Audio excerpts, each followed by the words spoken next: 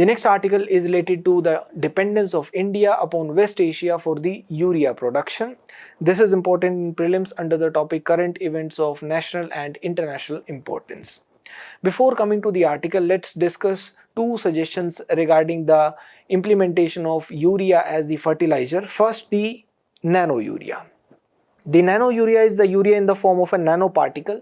The desirable particle size of about 20 to 50 nanometers, and therefore it has more surface area. It is produced by IFFCO, the Indian Farmers Fertilizer Cooperative.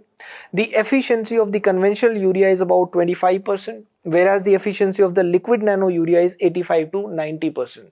Therefore, lesser urea consumption will be required, and hence it has the environment friendly production process also. It will reduce our subsidy bill as well. It will reduce the unbalanced and indiscriminate use of conventional urea also, because it will minimize the soil pollution, water pollution and air pollution, and ensure that there is a targeted supply of nutrients which is given to the crops, as it can be sprayed directly on the leaves, ensuring foliar fertilization, and it gets absorbed. Another suggestion is Urea Gold, which is fortified using sulfur. It has been developed by the Rashtriya Chemicals and Fertilizers Limited.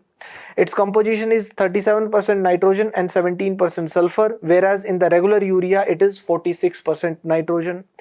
And therefore it also addresses the sulfur deficiency in the Indian soils.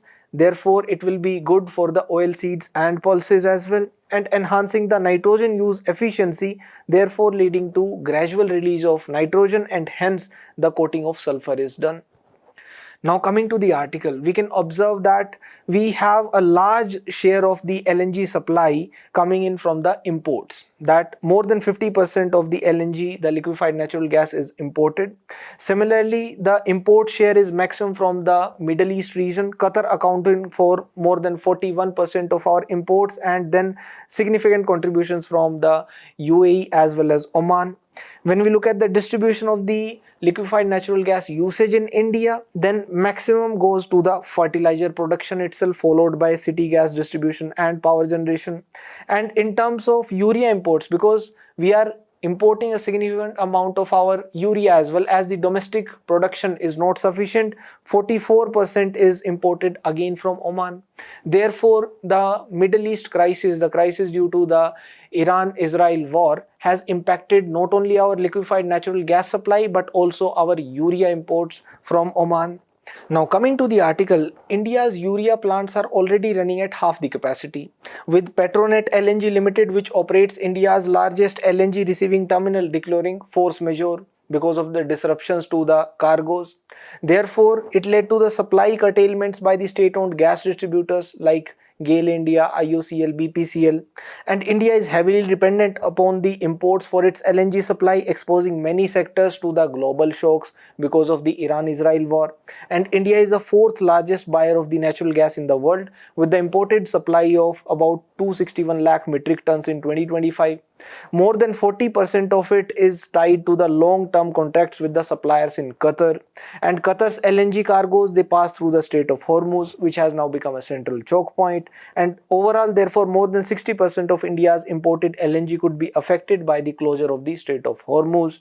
Now LNG is the main feedstock for the production of urea, which is most widely used fertilizer in India, and many urea plants use naphtha or fuel oil also, both derived from the crude oil, as their main input. However, as urea production is highly energy intensive process, therefore these plants switch to the natural gas, which produces fewer emissions.